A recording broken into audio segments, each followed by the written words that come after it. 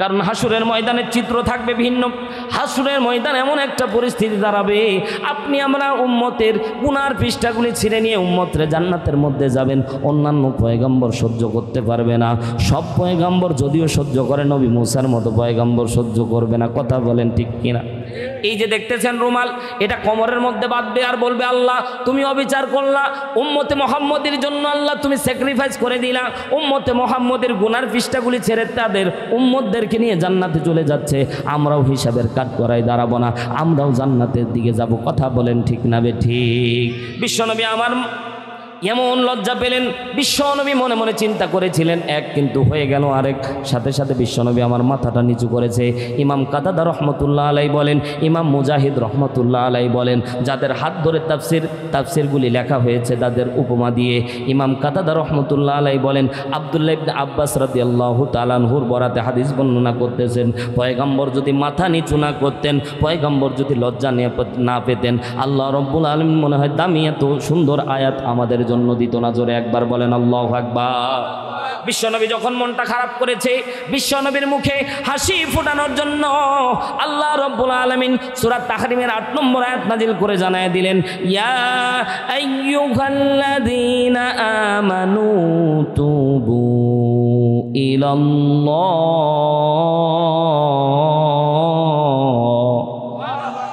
হয় নাই? জোরে বলেন না আল্লাহু আকবার। আল্লাহ তাআলা পয়গম্বরকে ডাকতে বলছেন, ওগো পয়গম্বর, উম্মতের জন্য এলান করে দেন, উম্মতের জন্য ঘোষণা দিয়ে দেন, উম্মতকে আপনি বলে দেন, ইয়া আইয়ুহাল্লাযীনা আমানু, যারা ঈমানদার, যারা ঈমান এনেছে, আমি আল্লাহ রাব্বুল আলামিন তাদের জন্য ঘোষণা করে দিলাম, তুবু ইলাল্লাহ, তারা যদি তওবা করে ফিরে আসতে পারে। কেমন তওবা? আল্লাহ রাব্বুল আলামিন ঘোষণায় তাফসিরে কাসির, আল্লামা ইবনে কাসির রহমাতুল্লাহ আলাইহি তিনি তার তাফসির গ্রন্থের মধ্যে আয়াতের ব্যাখ্যা করতে গিয়ে বলেন, আল্লাহ রাব্বুল আলামিন ডাকতে বলছেন কেমন তওবা করা লাগবে, আল্লাহ সেটাও বোঝায় দিচ্ছেন, তাওবাতান নাসুহা। আল্লাহ রাব্বুল আলামিন বলছেন একনিষ্ঠ তওবা করা লাগবে। যদি তওবা করতে পারো, একনিষ্ঠ তওবা, বান্দা শুনে নাও, আমি আল্লাহ তোমার জিন্দেগীর তামাম গুনাহ মাফ করে দিব। জোরে বলেন সুবহানাল্লাহ। আল্লাহ জিন্দেগীর তামাম গুনাহ মাফ করে দিবে। পয়গম্বরকে ডাকতে বলছেন, ওগো পয়গম্বর, উম্মতের গুনার খাতা কেমনে থাকবে? উম্মতের গুনাহ আমি আল্লাহ রাব্বুল আলামিন সমস্ত গুনাহ খাতা মাফ করে দিব। আল্লাহ রাব্বুল আলামিনের পয়গম্বর বিশ্বনবী এখনো মাথাটা উঠাচ্ছেন না। আল্লাহর নবী কেমন জানি লজ্জাটা বেশি পেয়ে ফেলেছেন, কারণ বন্ধুর সাথে বন্ধু মাঝে মাঝে লজ্জা পায়, তখন মাথা নিচু করে ফেলতে হয়। কথা কোন ঠিক কিনা? কথা কি আলোচনা কি বুঝতেছেন আপনারা? ও মুসলমান, যেহেতু আপনি বসে আছেন, যেহেতু আমি বসে আছি, পদ্মা নিশি মা বোন বসে আছে, গুনাহ যেহেতু আমাদের আছে, গুনাহ আছে না নাই? আল্লাহ সমস্ত মানুষের গুনাহ গোপন রেখেছে। আল্লাহ রাব্বুল আলামিন সমস্ত মানুষের গুনাহ গোপন রেখেছে। আল্লাহ রাব্বুল আলামিন একজনের গুনাহ আরেকজনকে যদি দেখাইতো, তাহলে ভালোবাসা, মিল মোহাম্মতটা এটা ছুটে যেত। আল্লাহ গোপন গুনাহ গোপনভাবে মাফ করার জন্য গোপন রেখেছে। জোরে বলেন সুবহানাল্লাহ। আল্লাহ তার হাবিবকে ডাকতে বলছেন, তুবু ইলাল্লাহি তাওবাতান নাসুহা। ওগো পয়গম্বর, উম্মতকে জানায়া দেন, উম্মত যদি তাওবাতান নাসুহা করে যদি ফিরে আসতে পারে, গুনাহ হয়ে যাবে, গুনাহ হওয়াটাই স্বাভাবিক। আল্লাহ রাব্বুল আলামিন শয়তানকে যে সুপ্রিটি পাওয়ার দান করেছে, এই সুপ্রিটি পাওয়ার থেকে আপনি আমি হচ্ছে মাহজুর, আপনি আমি হচ্ছে দুর্বল। আপনি আমি গুনাহ করব, কিন্তু গুনাহ করার পরে যদি আপনি আমি ফিরে আসতে পারি রবের দিকে, জোরে বলেন কার দিকে? আরো জোরে বলেন কার দিকে? রবের দিকে যদি ফিরে আসতে পারি, রব বলতেছে, বান্দা আমি আপনায় নিব তোমাকে, আমি আপনায় নিব তোমাকে, তোমাকে পথ ভ্রষ্ট হতে দেব না। জোরে বলেন সুবহানাল্লাহ। কারণ আপনি আমি কবরের জিন্দেগিতে যাব, নিজ হাতে নিজের বাবার লাশটাকে কবরে রেখে এসেছি, নিজ হাতে নিজের মায়ের লাশটাকে কবরে রেখে এসেছি। মুসলমান, আপনারেও আমারে চলে যাওয়া লাগবে, আপনার আমার সন্তানরাও আপনাকে আমাকে কবরের মধ্যে রেখে দিয়ে আসবে। ও মুসলমান, আল্লাহ রব্বুল আলামিন পৃথিবীটা এমনভাবে তৈরি করে দিয়েছেন, দুনিয়ার যত সমস্ত ক্ষমতা থাক, যশ খ্যাতি থাক, সম্পদ থাক, সমস্ত কিছু ফেলে রেখে আপনাকে আমাকে পরকালীন জিন্দেগিতে দৌড়ানো লাগবে, পরকালীন জিন্দেগিতে পাড়ি দেওয়া লাগবে। আল্লাহ রব্বুল আলামিন বলছেন, অল্প হায়াতের জিন্দেগিতে যদি অল্প আমল করে আসতে পারো বান্দা, পরকালীন জিন্দেগিটা আমি আল্লাহ তোমার জন্য জান্নাত উপহার দান করে দিব। জোরে বলেন সুবহানাল্লাহ। দুনিয়া থাকার জায়গা নয় রে দুনিয়া, দুনিয়া থাকার জায়গা নয়। কথা জোরে বলেন ঠিক না বেঠিক? দুনিয়া কারো থাকার, জোরে বলেন, দুনিয়া থাকার জায়গা নয় রে দুনিয়া, দুনিয়া থাকার জায়গা নয়। না ফেরার দেশে যাইবা একদিন ফেসে, না ফেরার দেশে যাইবা একদিন ফেসে, আর তো ফিরাইবা না ও দুনিয়া, দুনিয়া থাকার জায়গা নয়। জোরে বলেন ঠিক না বে ঠিক? নাকের কাছে মরণ তোমার, জীবন ঘাড়ের পিছে, প্রাণ পাখি দিলে ফাঁকি, সবই তোমার মিছে। জোরে বলেন। নাকের কাছে মরণ তোমার, জীবন ঘাড়ের পিছে, প্রাণ পাখি দিলে ফাঁকি, সবই তোমার মিছে। চোখ বুঝিলে একবার তুমি, হায়রে চোখ বুঝিলে একবার তুমি, আর তো ফিরায় আইবা না। দুনিয়া থাকার জায়গা না, দুনিয়া থাকার জায়গা নয় রে দুনিয়া, দুনিয়া থাকার জায়গা নয়। জোরে বলেন ঠিক না বে ঠিক? মুসলমান বাইরের আমার আপনার আমার কবরটা যাতে সুখময় হয়। জীবনে অনেক লাইফে, জীবনে অনেক কথা শুনেছেন, জিন্দেগিতে অনেক গুনাহ করে ফেলেছি।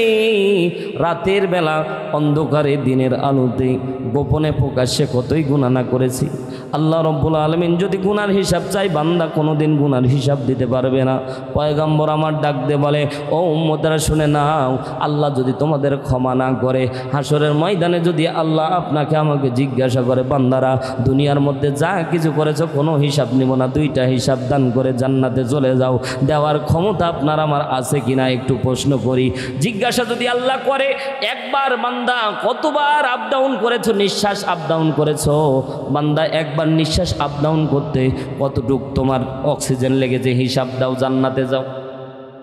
কয়জন দিতে পারবেন? আল্লাহ বলে সেটাও যদি না পারো, এক লোকমাতে কতগুলি ভাত খেয়েছো হিসাব দাও, জান্নাতে যাও। সম্ভব নাকি? এজন্য আল্লাহ রাব্বুল আলামিনের রহমতের দিকে দৌড়ানো লাগবে। ও আল্লাহর বান্দারা, আল্লাহ রাব্বুল আলামিন ডাক দিয়ে বলছেন, ইয়া আইয়ুহাল্লাযীনা আমানু তুবু ইলাল্লাহ। ও বান্দারা যদি ফিরে আসতে পারো একনিষ্ঠভাবে, আমি আল্লাহ জিন্দেগির তামাম গুনাহ মাফ করে দেব। জোরে বলেন না সুবহানাল্লাহ। আল্লাহ জিন্দেগির তামাম গুনাহ কেমন করে মাফ করবে? বিশ্বনবী এখনো মাথাটা উঠাচ্ছে না। বিশ্বনবী সাল্লাল্লাহু আলাইহি ওয়াসাল্লাম যখন মাথা আস্তে আস্তে যখন উঠাচ্ছে না, আল্লাহ রাব্বুল আলামিন ডাক দিয়ে বলছেন, ও পয়গম্বর, আমি আল্লাহ রাব্বুল আলামিন তোমাকে দান করে দিচ্ছি উম্মতকে জান্নাতে নিয়ে যাওয়া। এই না তোমার চিন্তাধারা? উম্মতকে জান্নাত পর্যন্ত পৌঁছায় দেওয়া, এই না তোমার চিন্তাধারা? ওগো নবীজি শুনে নেন, আসা রাব্বুকুম আইয়ুকাফিরা আনকুম সাইয়্যাতিকুম ওয়া ইউদখিলাকুম জান্নাহ। হয় নাই, হয় নাই, মোহাব্বতের সাথে বলেন না আল্লাহু আকবার। আল্লাহ রাব্বুল আলামিন বলছেন, আসা রাব্বুকুম আইয়ুকাফিরা আনকুম সাইয়্যাতিকুম। ও হাবিব, উম্মতকে ঘোষণা করে দাও, উম্মতের গুনাহ তো মাফ করব, উম্মতের গুনাহ তো ক্ষমা করে দিব, উম্মতের তামাম গুনাহ মাফ করে দিব। এই শুধু এলান আমি আল্লাহ রাব্বুল আলামিন করতেছি না। ওয়া ইউকাফিরাকুম আনকুম সাইয়্যাতিকুম ওয়া ইউদখিলাকুম জান্নাহ, জান্নাত পর্যন্ত পৌঁছায় দেওয়ার জিম্মাদার আমি আল্লাহ নিজে গ্রহণ করে নেব। জোরে একবার বলেন না আল্লাহু আকবার। আরো জোরে চিৎকার দিয়ে বলেন না আল্লাহু আকবার। সাধারণ কথা না, আল্লাহ তার হাবিবকে ডাক দিয়ে বলছেন, ওগো পয়গম্বর, উম্মতের গুনাহ মাফ করে দিতে চাইলাম, আপনার মনটা এখনো খুশি হইল না। ওগো নবীজি শুনে নেন, শুনে নেন, উম্মতের গুনাহ তো মাফ করব, উম্মতকে জান্নাত পর্যন্ত পৌঁছায় দেওয়ার জিম্মাদার আমি আল্লাহ। আপনাকে পাতাও ছিঁড়া লাগবে না, কষ্টও করা লাগবে না, আপনি শুধু চায়া থাকবেন উম্মতকে জান্নাত পর্যন্ত পৌঁছায় দেব। জোরে মুসলমানের মতো বলেন না আল্লাহু আকবার। কে বলছেন? কে কে কে? মোহাব্বতের সাথে বলেন কে? আল্লাহ ডাক দিয়ে বলছেন। বিশ্বনবী তারপরও মাথা উঠায় না। তাফসিরে আশুর আল্লামা ইবনে আশুর রহমতুল্লাহ আলাইহি তিনি তার তাফসির গ্রন্থের মধ্যে তাফসির করতে গিয়ে লেখে, আল্লাহ রাব্বুল আলামিন পয়গম্বরকে বারবার করে বললেন উম্মতের গুনাহ মাফ করে দিব, তারপরও বিশ্বনবী মাথা উঠাচ্ছে না। বলতে জান্নাত পর্যন্ত পৌঁছায় দেব, তারপরও মাথা উঠাচ্ছে না। আল্লাহ রাব্বুল আলামিন বলছেন, আল্লাহ রাব্বুল আলামিন বলছেন, ফালা ইউবাদদিলুল্লাহি সাইয়্যাতিহিম হাসানা। আমি আল্লাহ উম্মতের গুনাহ পাল্টায়া দিয়ে, উম্মতের যত গুনাহ থাকবে গুনাহগুলি গুনাহ অবস্থায় থাকবে, গুনাহগুলিকে আমি আল্লাহ সওয়াবে রূপান্তরিত করে দেব। হয় নাই, হয় নাই? আল্লাহ বলতেছেন, হাবিব ওই যে উম্মতের গুনার খাতাটা ছিল ওই গুনার খাতা ছিঁড়ে দিবেন। সওয়াব থাকলে তো গুনার খাতা ছিঁড়ার দরকার নাই। ওগো পয়গম্বর যত গুনাহ করবে ফালা ইউবাদদিলুল্লাহি সাইয়্যাতিহিম হাসানা বাদদালা ইউবাদদিলু ফাহুয়া মুবাদদিল।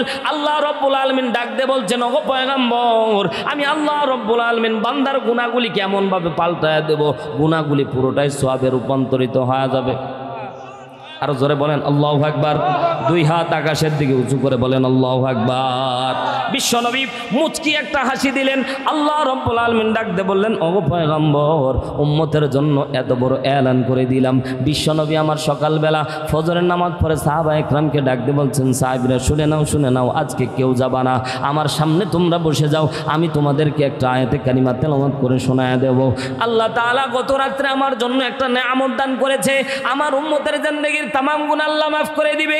শুধু মাফ করবে না, বরঞ্চ আমার আল্লাহ রাব্বুল আলামিন জান্নাত পর্যন্ত পৌঁছায় দেওয়ার জিম্মাদার গ্রহণ করবেন। শুধু তাই না, আল্লাহ রাব্বুল আলামিন গুনাহগুলিকে পাল্টায় সওয়াবে রূপান্তরিত করে দেবে। জোরে বলেন সুবহানাল্লাহ। পয়গম্বর আমার ডাক দিয়ে বলে, এই উম্মতরা শুনে নাও, সাহাবীরা শুনে নাও, আল্লাহ রাব্বুল আলামিন কেমন রহমানুর রহিম, কেমন করে গুনাহ মাফ করবে একটু খেয়াল করে শোনেন। মুসলমান জিন্দেগিতে অনেক গুনাহ করেছেন, জিন্দেগিতে নিজের জীবনের গুনার কথা স্মরণ করে অনেকে তওবা পড়েছেন। আল্লাহর কসম করে বলি, পর্দানিশী মা বোন সহ আপনারা যারা বসে আছেন, স্টেজে যারা বসে আছি, জিজ্ঞাসা করতে চাই, তওবা করার পরে তওবা কবুল হয়েছে কিনা এটা কি আপনি আমি দেখতে পাই? জোরে বলেন না কেন? যারা বলতেছেন না মনে হয় পান। না দেখা যায় না। পয়গম্বরে আরবি বুখারী শরীফের হাদিসের মধ্যে এবারত উল্লেখ করে আব্দুল্লাহ ইবনে মাসউদ রাদিয়াল্লাহু তাআলা আনহু বর্ণনা করে, গাজাখুরি আমার বানানো গল্প বলতেছি না। বিশ্বনবী আমার ডাক দিয়ে বলে, সাহাবীরা শুনে নাও, তোমাদের যে গুনাহ হয়েছে, গুনাহ তওবা করে তোমরা ফিরে আসলা, গুনাহ আল্লাহ কবুল করলো কি কবুল করলো না তোমরা কি বুঝতে পারো, জানতে পারো? সাহাবা একরাম বলছে, না ইয়া রাসূলুল্লাহ আমরা তো বুঝতে পারি না। আল্লাহ নবী বলছেন, চারটা পদ্ধতিতে যদি তোমরা তওবা করতে পারো, এই তওবা কবুল হয়েছে কি হয় নাই আমি পয়গম্বর তোমাদেরকে বলে দিচ্ছি, তোমরা দেখতে পাবা। জোরে বলেন না সুবহানাল্লাহ। কিছু না শিখলেও আজকে তওবা করার নিয়ম শিখবো ইনশাআল্লাহ, কারণ কিছু না হলেও কিছু নিয়ে যেতে হবে। আল্লাহর বান্দারা গভীর মনোযোগ দেন। জীবনে যত গুনাহ হোক না কেন, পাহাড় পরিমাণ গুনাহ হোক না কেন, পৃথিবী পরিমাণ ভর্তি করে 7 দুনিয়া পরিমাণ গুনাহ করবেন, আর এই 4 পদ্ধতিতে যদি তওবা করতে পারেন, আল্লাহ জিন্দেগীর তামাম গুনাহ খাতা মাফ করে দিবে। জোরে একবার বলেন না আল্লাহু আকবার। পয়গম্বর আমার ডাক দিয়ে বলছেন, সাহাবীরা শুনে নাও, বিশ্বনবী আমার এই বৈঠকের মধ্যে 2টা হাদিস রিওয়ায়াত করেছিল। মুসলমান ভাইরা আমার গভীর মনোযোগ দেন, সময় পেলে আমি আপনাদের খেদমতে রিওয়ায়াত করব। আল্লাহর নবী সাল্লাল্লাহু আলাইহি সাল্লাম খেয়াল করে বলতেছেন, সাহাবীরা শুনে নাও, আল্লাহ রাব্বুল আলামিন বনি ইসরাইলের মান্না সালওয়া আসমান থেকে যে খাদ্য খাবার নাজিল হতো, এই মান্না সালওয়া নাজিল হওয়া মধ্যখানে বন্ধ হয়ে গেছে। হঠাৎ করে মান্না সালওয়া নাজিল হচ্ছে না। পয়গম্বরের উম্মতরা ডাক দিয়ে বলে, ওগো পয়গম্বর নবী মুসা, আমাদের মান্না সালওয়া বন্ধ হয়ে গেছে, আপনি একটু আল্লাহর দরবারে দোয়া করে দেন। আল্লাহর দরবারে যখন দোয়া করলেন, আল্লাহ উম্মতের জন্য মান্না সালওয়া আপনি চালু করে দেন। আল্লাহ রাব্বুল আলামিন তাৎক্ষণিক আয়াত নাজিল করে, তাৎক্ষণিক নবী মুসার উপর ওহী নাজিল করে জানায় দিলেন, তোমার কওমের মধ্যে অমুক ব্যক্তির নাম উল্লেখ করে বলে দেওয়া হলো, অমুক ব্যক্তিকে যতক্ষণ পর্যন্ত এক ঘরে করে না দিবা, যতক্ষণ পর্যন্ত বনবাসের মধ্যে না দিবা, যতক্ষণ পর্যন্ত জঙ্গলার মধ্যে ফেলে না দিয়ে আসবা, ততক্ষণ পর্যন্ত আমি আল্লাহ তোমাদের দোয়া কবুল করব না, আমি আল্লাহ তোমাদের উপর রহমত সাকিনা নাজিল করব না। বলেন তো, এলাকার ভিতরে যদি আমাদের এলাকার এমপি সাহেব যদি নিজামপুর সরকার পাড়ার কারো নাম ধরে বলে, মনে করেন আমি উদাহরণ দিয়ে বলতেছি, এলাকার একজনের নাম, যে কোনো একটা নাম বললে তো বিপদ। মনে করেন আমার কলিজার টুকরা মেম্বার চাচার নামই বললাম, মেম্বার চাচা মনে করেন নাম উল্লেখ করে বলল, অমুক ব্যক্তি নাম উল্লেখ করে বলা হলো, অমুক ব্যক্তিকে যতক্ষণ পর্যন্ত তোমরা এক ঘরে করে না দিবা, যতক্ষণ পর্যন্ত তোমরা বনবাসে না দিবা, যতক্ষণ পর্যন্ত তোমরা জঙ্গলার মধ্যে ফেলে নিয়ে না দিয়ে আসবা, ততক্ষণ পর্যন্ত আমি তোমাদের গ্রামের মধ্যে কোনো বরাদ্দ দেব না। বলেন 10-এর লোক কি তাকে রাখবে? বুঝে থাকলে জবাব দেন, রাখবে? বরং সাথে সাথে তাকে মাইর দিয়ে হলেও, সে যদি যেতে না চায় তাহলে গ্রামবাসী এলাকার লোকজন কিন্তু তাকে মাইর দিয়ে হলেও হাত পা বেঁধে তাকে জঙ্গলের মধ্যে ফেলে দিয়ে আসবে। কথা বলেন ঠিক না বেঠিক? বিশ্বনবী সাল্লাল্লাহু আলাইহি সাল্লাম ডাক দে বলে উম্মতেরা শুনে নাও, পয়গম্বর মুসা যখন এলান করে দিলেন, মুসার জাতিরা আরো খারাপ ছিল, মুসার জাতিরা আরো খারাপ ছিল। নাম যখনই ঘোষণা দিয়ে দেওয়া হয়েছে, সাথে সাথে নবী মুসার উম্মতেরা ওর বাড়ির মধ্যে চলে গিয়েছে। বাড়ির মধ্যে যাওয়ার পরে নক করে ডাক দে বলে, দরজা খুলতে দেরি হয়েছে, হাত পা বাঁধতে দেরি হয় নাই, মার দিতে দেরি হয় নাই। মায়ের এমনভাবে দেওয়া শুরু করেছে, মাঝে মাঝে অজ্ঞান হয়ে যাচ্ছে, এমন পরিমাণে মার দিচ্ছে, তুমি জঙ্গলার মধ্যে না যাওয়া পর্যন্ত আমরা তোমাদেরকে মেরে মেরে তোমাকে শেষ করে ফেলবো। কিন্তু এই ব্যক্তি চিন্তা করতেছে, বনি ইসরাইল যে জায়গায় বাস করত, সে জায়গা থেকে 5 কিলোমিটার দূরে একটা জঙ্গল ছিল। জঙ্গলটা এতই ভয়াবহ ছিল, জঙ্গলের মধ্যে রেখে আসতে দেরি হতো, পোকা আমা করে খাইতে দেরি করতো না। এমন একটা জঙ্গলের মধ্যে যদি কাউরে ফেলে দিয়ে আসতে চাই, ও জিন্দা থাকা অবস্থায় ওই জঙ্গলে যাইতে চাইবে না। কথা বলেন ঠিক কিনা? মুসলমান ভাইরা আমার গভীর মনোযোগ দেন, একটু গভীর মনোযোগ দেন। পদ্মানিশী মা বোনেরা, জিন্দেগিতে অনেক গুনাহ করেছেন মা, অনেক গুনাহ করেছেন বাবাজিরা। স্টেজের মধ্যে যারা আছি নামি দামি মনে করতেছি ভাই, গুনাহ কিন্তু আমাদেরও কম নাই। ও আল্লাহর বান্দারা, যাদের এই গুনাহ আছে, পয়গম্বর আমার ডাক দিয়ে বলে, এই ঘটনার সাথে কেউ যদি এক ফোঁটা চোখের পানি ফেলতে পারে, আল্লাহ তার জিন্দেগির তামাম গুনাহ ওই জায়গায় মাফ করে দিবে। আল্লাহ মাফ করবে কিনা এটাও গ্যারান্টি আল্লাহ রব্বুল আলামিন দান করতেছে। জোরে একবার বলেন আল্লাহু আকবার। বিশ্বনবী আমার ডাক দিয়ে বলছেন, ওই যে তারা মার দিচ্ছে, ওই ব্যক্তিকে যখন মার দেওয়া শুরু হয়ে গিয়েছিল, মার দিতে দিতে এক পর্যায়ে খেয়াল করে দেখতেছেন কারা মার দিচ্ছে, চোখটা খুলে দেখতেছেন কারা আমাকে লাথি দিচ্ছে, কারা আমাকে মারতেছে। এক পর্যায়ে খেয়াল করে দেখছে তার 3টা সন্তান ছিল, মেজ সন্তান তার এই যে জায়গা, এটাকে গালফা বলা হয়, ঠিক না? এটাকে গালফা বলা হয়। এইভাবে ব্যক্তি জমিনের মধ্যে পড়ে আছে, ও খেয়াল করে দেখতেছে ওর সন্তানটা তার পাটা বাবার মাথার উপরে দিয়ে আছে। দুনিয়ার মানুষ একটা জিনিস সহ্য করলেও সন্তান যদি বাবার গায়ে হাত তুলে, ভাই এটা কিন্তু বাবা মা সহ্য করতে পারে না। কথা বলেন ঠিক কিনা? আমার কলিজার টুকরা বন্ধু আরিফুল ইসলাম আরিফি ভাই মা বাবার সম্পর্কে কথা বলেছে, সেই দিকে যাব না, কিন্তু মুসলমান একটু গভীর মনোযোগ দেন। বাবা মা কেমন একটা সম্পদ আপনি আমি হয়তো বুঝতে পারি না। আল্লাহ তাআলা এত পরিমাণে নেয়ামত দান করেছে বাবা মা যদি খুশি থাকে আপনার জন্য জান্নাতের 8টা দরজা আপনার জন্য খোলা থাকবে।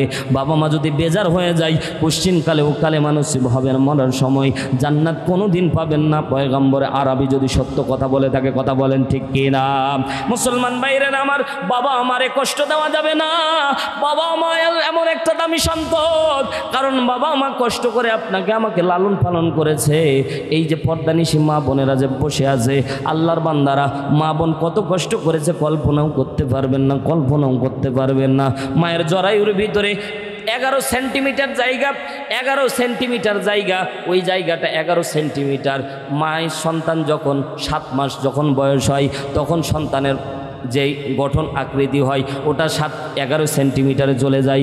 এবার বিজ্ঞানী বলতেছে, আমি হুজুরের বানানো গল্প না, বিজ্ঞান বর্তমান মেডিকেল সায়েন্স প্রমাণ করতেছে, মায়ের যে কলিজা আছে, ওই কলিজা বরাবর সন্তানের ওই পা দুটাকে সেট করে দেওয়া হয়।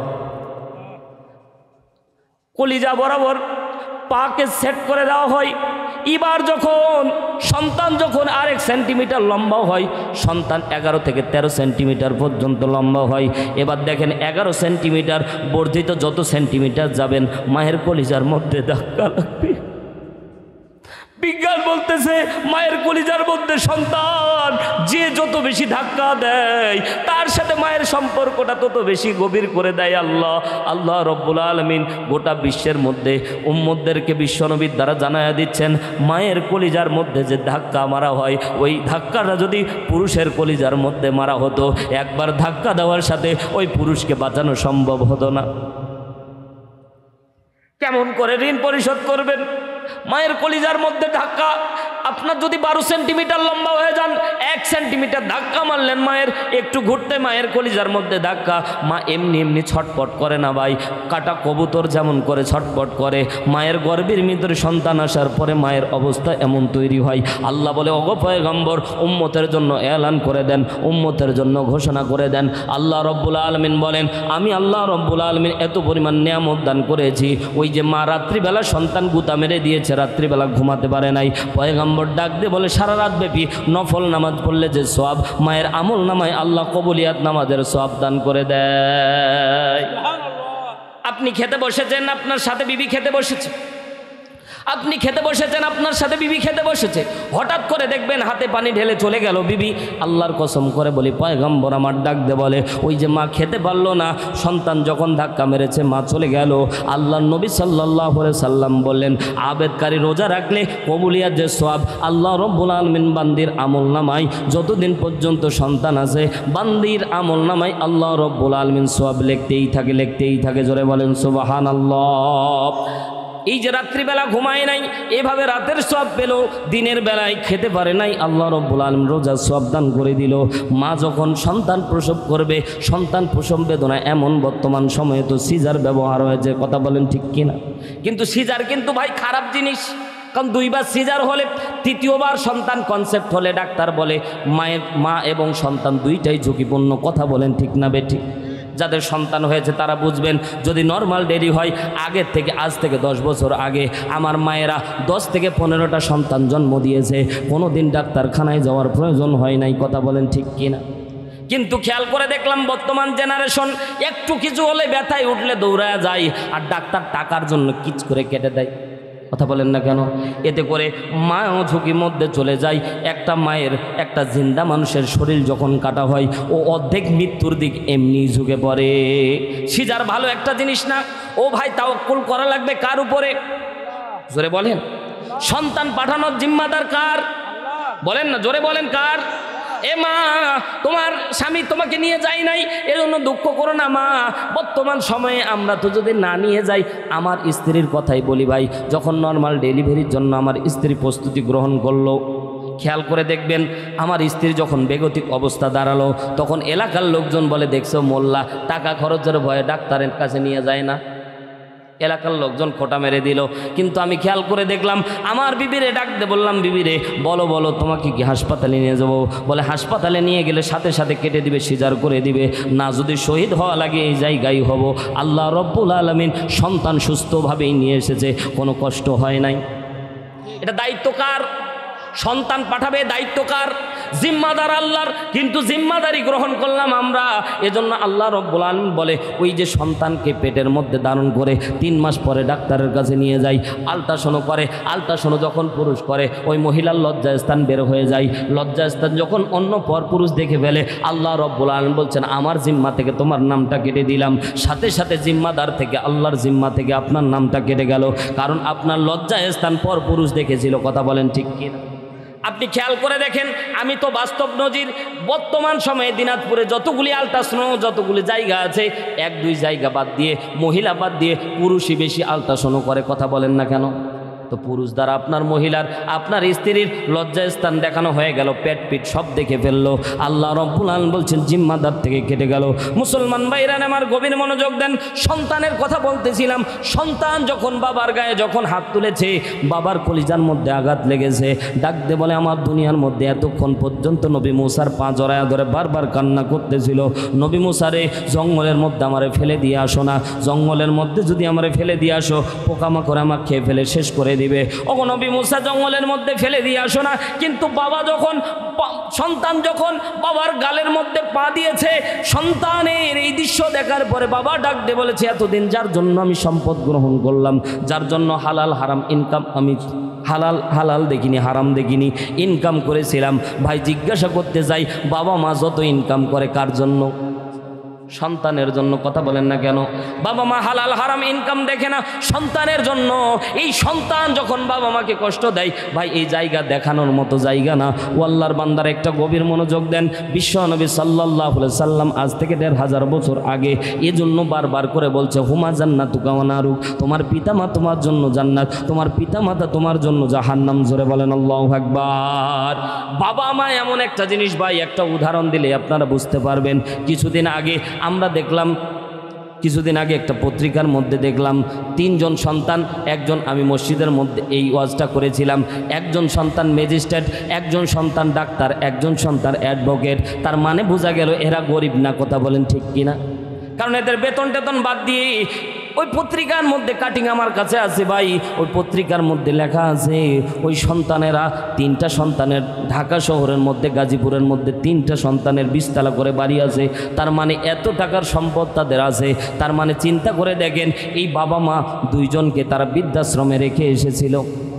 3টা সন্তান ভাই, ওই যে 20 তলা করে 3 বিশেং 60 তলা বাড়ি, 1 তলার একটা রুম যদি বাবা মারে দিত কতই না বড় হতো, ঠিক না? যদি 5,000 টাকা বাবা মার জন্য দিত, ও ভাই কতই না বড় হয়ে যেত। বাবা মার কাছে বেশি কিছু লাগে না ভাই, বাবার জন্য মার জন্য, বাবাকে খুশি করার জন্য মারে খুশি করার জন্য এই যে ঢেরাপাটিয়া বাজার থেকে একটা আপেল কিনে বাবার হাতে দিবেন, বাবারে তুমি এটা খাবা, দেখবেন বাবা এক যোগে চোখের পানি ছেড়ে দিয়ে ডাকতে বলে পাগল, কিনার দরকার কি ছিল? কথা বলেন না কেন? ও বাবা কিনার দরকার কি ছিল? অথচ আপেলটার দাম 15 টাকা। বাবা মা যে হাসিটা দেবে, এই হাসিটা কোটি টাকা দিয়েও কিনতে পাওয়া যায় না। কথা বলেন ঠিক কিনা? 3টা সন্তান যখন বাবা মারে বৃদ্ধাশ্রমে রেখে আসলো, সন্তান খেয়াল করে দেখলো মাঝে মাঝে মাসের টাকা পাঠিয়ে দেয়, ওই বৃদ্ধাশ্রমে টাকা পাঠিয়ে দেয়, বৃদ্ধাশ্রমের লোকজন তাদের খেদমত করে। এবার খেয়াল করে কিছুদিন পরে যখন স্বামী মারা গেল, সন্তানদেরকে মা ফোন করলো, বাবারা তোমার বাবা মারা গেছে, এতদিন তো তোমরা খোঁজ খবর রাখো নাই, এ বাবা অন্তত তোমরা তোমাদের বাবার লাশটাকে নিজ হাতে একটু দাফন করে দাও। মেজো সন্তান ডাকতে বলছে মা সময় নাই। কি নাই? জোরে বলেন কি নাই? ছোট সন্তানকে ফোন দিল, বাবারে তোরে না কতই আদর করে ম্যাজিস্ট্রেট বানালাম, এরে বাবা তুমি কি একটু সময় দিবা না? তোমার বাবা মারা গেছে, একটু তো দেখে যাবা। বলে মা সময় নাই, টাকা পাঠায় দিচ্ছি। ওই যে যিনি দায়িত্বশীল তিনাকে টাকা পাঠায় দিয়েছি, কাফনের কাপড় কিনে নিজ দায়িত্বে কবর দিয়ে দেবে। বলেন তো মায়ের কলিজায় আঘাত লাগবে কি লাগবে না?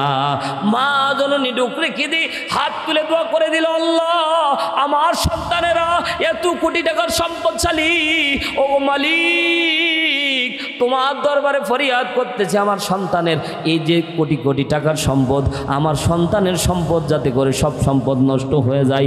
আল্লাহর কি লীলা খেলা, 1 বছরের ব্যবধানে 3 সন্তান পথের ফকির হয়েছিল। এটাই বাস্তবতা। আল্লাহর বান্দারা বাবা মা যেই দোয়া করবে ওটাই কবুল হয়ে যাবে। কথা বলেন ঠিক কিনা? সন্তান যখন গালের মধ্যে পা দিয়েছে, বাবা এবার ডাকতে বলছেন, ও নবী মুসা এতক্ষণ পর্যন্ত আমার কণ্ঠের চেঞ্জ ছিল একরকম, আমার কণ্ঠের ভয়েস ছিল একরকম, আমি এতক্ষণ পর্যন্ত বাঁচার আমার আশা ছিল। ওগো নবী মুসা সন্তানের জন্য এত ইনকাম করলাম, সন্তানের জন্য হারাম ইনকাম করলাম, কিন্তু সন্তানেরাই আজকে আমাকে লাথি মেরে ফেলে দিচ্ছে। ওগো নবী মুসা আমারে তুমি জঙ্গলের মধ্যে ফেলে দিয়ে আসো, আমার বাঁচার কোনো আশা নাই। নবী মুসা সব কওমের লোকেরা জঙ্গলের মধ্যে ফেলে দিয়ে আসলো। হাদিসের মধ্যে পয়গম্বরে আরবি ডাক দিয়ে বলে 5 কিংবা 7 দিন পরে আল্লাহ রাব্বুল আলামিন ওহী নাজিল করে জানিয়ে দিলেন, ওগো নবী মুসা জঙ্গলের মধ্যে আমার একজন বন্ধু মারা গেছে, বন্ধুর জানাজা পড়ানো লাগবে। জোরে বলেন না আল্লাহু আকবার। জানাজা কি একজন দিয়ে হয়? কথা বলেন, জানাজা কি একজন দিয়ে হয়? জানাজা একজন দিয়ে হয় না। নবী মুসা ডাকতে বলল, আল্লাহ উম্মতকে নিয়ে জানাজায় গেলে উম্মত তো যাইতে চাইবে না। আল্লাহ রাব্বুল আলামিন ডাকতে বলছে এলান করে দাও, উম্মতের জন্য এলান করে দাও। নবী মুসা ডাকতে বললেন, কওমের লোকেরা আল্লাহর বন্ধু মারা গেছে জঙ্গলের মধ্যে, জানাজা পড়ানো লাগবে, কবর দেওয়ানো লাগবে, চলো আমরা যাই। সাথে সাথে নবী মুসার উম্মতেরা বলতেছে আল্লাহর বন্ধু মারা গেছে, আল্লাহ জানাজা পড়াক। এরা তো বেকায়দার জাতি ভাই। এখনও ফিলিস্তিনের মধ্যে মুসলমানদের উপর যারা ইসরায়েলে আঘাত করে এরাই হচ্ছে ওই খারাপ জাতি। কথা কোন ঠিক কিনা? মুসলমান ভাইরা আমার গভীর মনোযোগ দেন, ওইদিকে গেলে লম্বা হয়ে যাবে। নবী মুসা আসমানের দিকে হাত তুলে ডাকতে বলেন, ওগো রব্বুল আলামিন উম্মত তো যাইতে চাই না। আল্লাহ এলান করে জানাই দিলেন, আমার বন্ধুর জানাজায় যারা যাবে তাদের জিন্দেগির তামাম গুনাহ আমি আল্লাহ মাফ করে দেব। এবার বলেন তো কেউ কি আর বাদ ডাকবে? সব ব্যক্তি দৌড় মেরেছে। নবী মুসা পিছন থেকে বলতেছে আমারে নিয়ে যাও, কারণ জিন্দেগির গুনাহ মাফ যে জায়গায় হবে ওই জায়গায় তো মানুষ গিয়ে বসবে। কথা বলেন ঠিক কিনা? যে যতই পাগল হোক, পাগল কিন্তু যাতে মাতাল তালে ঠিক। কথা বল না, আপনি পাগলরে বলবে পাগল তুমি নৌকা নাড়া না, পাগল কইবে এটা ভুলে গেছিলাম এখন নাড়াবো। কথা বলেন, পাগলরে আপনি নাড়া দেবেন, দেখবেন পাগলরে যেটা বলবেন ওটা ওর মনে ছিল না। পাগল হাসে 2 বার, জোরে বলেন কয়বার? খেয়াল করে দেখবেন পাগল এমনি একবার হাসে, আরেকবার জিজ্ঞাসা করবেন পাগল হাসো কেন, আরেকবার হাসবে, ঠিক না? আল্লাহর বান্দার নবী মুসার উম্মত এমনি জাতে মাতাল তালে ঠিক দৌড় মেরেছে। জিন্দেগির গুনাহ মাফ হয়ে যাবে। আল্লাহ বলে এমনি সহজে আমি আল্লাহ গুনাহ মাফ করব না। যেহেতু 1 নাম্বার কথাতে তোমরা যাও নাই, 2 নাম্বার শর্ত দিয়েছি, যখন গুনাহ মাফ করতে চেয়েছি তখন তোমরা গেছো, যাও পুরো জঙ্গলের মধ্যে খুলে দেখে ওই যে 7 দিন 5 কিংবা 7 দিন আগে যারা আমরা জঙ্গলের মধ্যে ফেলে দিয়ে আসলাম, ওই লাশ ছাড়া কোনো লাশ খুঁজে পাওয়া যায় না। নবী মুসা আবার বললেন তল্লাশি শুরু করে দাও। পুরা জঙ্গল খুঁজে দেখে ওই একটা লাশ ছাড়া আর লাশ খুঁজে পাওয়া যায় নাই। 3 বার আবার লাশ তন্ন তন্ন করে খোঁজা শুরু করে দিল, ওই একটা লাশ ছাড়া লাশ খুঁজে পাওয়া যায় না। কওমের লোকেরা ছিল ঘাটতেরা, নবী মুসার কলার চিপে ধরেছে। নবী মুসা যারে আমরা আল্লাহর হুকুমে যারে আমরা মাইর দিয়ে জঙ্গলের মধ্যে ফেলে দিয়ে আসলাম, এ আবার আল্লাহর বন্ধু হয় কেমনে? ওই লাশ ছাড়া তো লাশ নাই। ডাক দিয়ে নবী মুসা ডাক দিয়ে বলছেন আল্লাহ এটাই কি তোমার বন্ধু? সাথে সাথে আল্লাহ ডাক দিয়ে বলছেন ওগো পয়গম্বর এটাই আমার বন্ধু। জোরে বলেন আল্লাহু আকবার। কেন? এরে না 5 দিন আগে তোমার কথা মতো মাইর দিলাম, এরে না তুমি অপরাধী বললা, এরে না তুমি এক ঘরে না করে দিলে আমাদের উপর রহমত সাকিনা নাজিল করবা না, এ বলে ঘোষণা দান করে দিলা ও রব্বুল আলামিন। তাহলে এই আবার তোমার বন্ধু হলো কেমনে? নবী মুসার গলা চিপে ধরেছে, নবী মুসাকে মারবে মারবে ভাব। কওমের লোকেরা যখন গলা চিপে ধরেছে, নবী মুসা ডাক দিয়ে বলছেন সলিউশন তো একটা আছে, রবের কাছে ডাক দিয়ে বলি রব কেমনে তোমার বন্ধু ভাই একটু বলে দেন। আল্লাহ রব্বুল আলামিনকে ডাক দিয়ে বলছেন ওগো রব্বুল আলামিন বলেন বলেন তোমার বন্ধু হলো কেমনে? তারে না অপরাধী বলে আমরা মাইর দিয়ে তোমার কথা মতো মাইর দিয়ে জঙ্গলের মধ্যে ফেলে দিয়ে আসলাম, সে আবার তোমার বন্ধু হয় কেমনে? এ মুসলমান গভীর মনোযোগ দেন, জিন্দেগিতে অনেক গুনাহ করেছেন, একটু চোখটা বন্ধ করে গুনার দিকে একটু তাকাতে হবে। চোখটা বন্ধ করলে জিন্দেগিতে যত গুনাহ করেছেন সব গুনাহ দেখতে পাবেন। কথা বলেন ঠিক কিনা? এটা একটা আয়নার মতো ভাই। চোখটা বন্ধ করে যতদিন পর্যন্ত আপনার খেয়াল আছে, চোখটা বন্ধ করে একবার অতীতের দিকে তাকায় দেখেন, দেখবেন যত গুনাহ আছে সব গুনাহ আপনার চোখের সামনে ভাসবে। আর এই গুনাহগুলি ভাসার সাথে সাথে এই নবী মুসার উম্মতের সাথে যদি তওবা করতে পারেন, আল্লাহ আপনাকেও বন্ধু বানায় জিন্দেগির গুনাহ মাফ করে দিবে। জোরে বলেন সুবহানাল্লাহ। পয়গম্বর ডাক দিয়ে বলছেন সাহাবীরা রে শুনে নাও শুনে নাও। আল্লাহ রব্বুল আলামিন পয়গম্বর নবী মুসারে ডাক দিয়ে বলে ও নবী মুসা, উম্মতরা যখন তোমরা তারে মাইর দিয়ে যখন জঙ্গলের মধ্যে ফেলে দিয়ে চলে আসতেছিলা, এরে নবী মুসা তোমরা যখন তারে ফেলে দিয়ে চলে আসতেছিলা, তার হাত বাঁধা, সে কথা বলতে পারতেছিল না, মুখের মধ্যে তোমরা টেপ মেরে দিয়েছিলা, হাত বেঁধে দিয়েছিলা, পা বেঁধে দিয়েছিলা, বান্দা চলতে পারতেছিল, হাত দিয়ে কোনো কিছু করতে পারতেছিল না, বান্দা শুধুমাত্র করতেছিল। বান্দা যখন হাতটা এইরকম করে বাঁধা অবস্থায় ছিল, পাটা বাঁধা ছিল, শুধুমাত্র শরীরটা ছটফট করতেছিল, আর সামনের দিকে তাকায় তাকায় দেখতেছে সব মানুষজন চলে যাচ্ছে, আপনজন চলে যাচ্ছে, ডান দিকে তাকায় দেখছে সন্তানেরা চলে যাচ্ছে, বাম দিকে তাকায় দেখতেছে আত্মীয় স্বজন চলে যাচ্ছে। ডাক দিয়ে বলছে এরে মালিক আল্লাহ। কারে ডাকে বলেন তো? আল্লাহরে ডাক দিয়ে বলে আল্লাহ আত্মীয় স্বজন চলে গেল, নবী মুসা পর্যন্ত উম্মতরে রাইখা চলে গেল। ও রব্বুল আলামিন তুমি তো আমার মালিক রে আল্লাহ, তুমি তো আমারে দেখতেছো। আল্লাহ বলে পয়গম্বর সব দিক ছেড়ে দিয়ে যখন বান্দা আসমানের দিকে তাকিয়ে আল্লাহ আল্লাহ বলে ডাক দেওয়া শুরু করেছে, আমি আল্লাহ বান্দার জিন্দেগির তামাম গুনাহ মাফ করে দিয়েছি। বান্দা বলতেছে আল্লাহ নবী মুসা চলে গেল, সন্তানেরা চলে গেল, যাদের জন্য এত কিছু করলাম, এ মালিক তুই তো আছিস। আসমানের দিকে তাকিয়ে বারবার চোখের পানি ছেড়ে পয়গম্বর ডাক দিয়ে বলছে উম্মতেরা তোমরাও গুনার কথা স্মরণ করে আসমানের দিকে একটু নজর করে তাকাবা, আল্লাহ জিন্দেগির গুনাহ মাফ করে দিবে, মাফ করে দিবে। পর্দানিশি আমার মা বোনেরা অনেক গুনাহ করেছেন, চোখটা বন্ধ করে একটু গুনার দিকে তাকান। কবরের মধ্যে গেলে কি অবস্থা হবে আপনার আমার একটা বার কি চিন্তা করে দেখেছি? কবর আযাব সেটা তো দূরের কথা, আপনার আমার জান কবজ কেমনে হবে? পয়গম্বর ডাক দিয়ে বলছে বারবার করে যখন তাকাচ্ছে আসমানের দিকে, আল্লাহ উম্মত তো চলে গেল রে আল্লাহ, নবী মুসাও চলে গেল, তুমি কি আমারে ছেড়ে দেবা? এখানে একটা ওয়াকিয়া আপনাদেরকে বলি।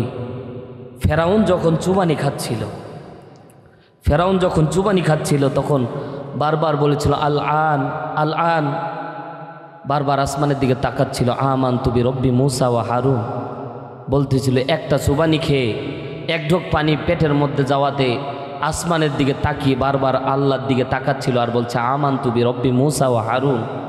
তো জিবরাইল বলছে, ইয়া রাসূলুল্লাহ, আপনি তো দৃশ্য দেখেননি, আমি দেখেছি। আমি খেয়াল করে দেখতেছি যেভাবে ফেরাউন আল্লাহরে আল্লাহ বলে ডাকতেছিল, আমি আসমানের দিকে তাকাচ্ছিলাম আর ফেরাউনের দিকে তাকাচ্ছিলাম। তো রহমত এমনভাবে নাজিল হচ্ছিল, আমার মনে হচ্ছিল যে আল্লাহ ফেরাউনকে মাফ করে দেয় কি। কল্পনা করেছেন? কে বলছে? জিবরাইল বলছে, নবী আপনি তো দৃশ্য দেখেন নাই। জিবরাইল বলছে, রাসূল আপনি তো দৃশ্য দেখেন নাই। ফেরাউন যেভাবে আল্লাহরে আল্লাহ বলে ডাক দেওয়া শুরু করেছিল, যদি ফেরাউন আরেকটু ডাক দিত, এজন্য আমি সমুদ্রের কাদামাটি এনে ফেরাউনের মুখে চাপ দিয়ে ধরেছিলাম, যাতে ফেরাউন আল্লাহরে আল্লাহ বলে না ডাকতে পারে। কারণ ফেরাউনকে যদি আল্লাহ মাফ করে দেয়, পুরা ইতিহাস পাল্টে যাবে, ঠিক না? একজন ফেরাউনকে যদি আল্লাহরে আল্লাহ বলে ডাকার কারণে আল্লাহ মাফ করতে পারে, আমরা শেষ নবীর উম্মত যারে মাফ করার ওয়াদা করেছেন আল্লাহ, তাহলে আপনার আমার গুনাহ মাফ হবে। কথা বলেন ঠিক না বেঠিক?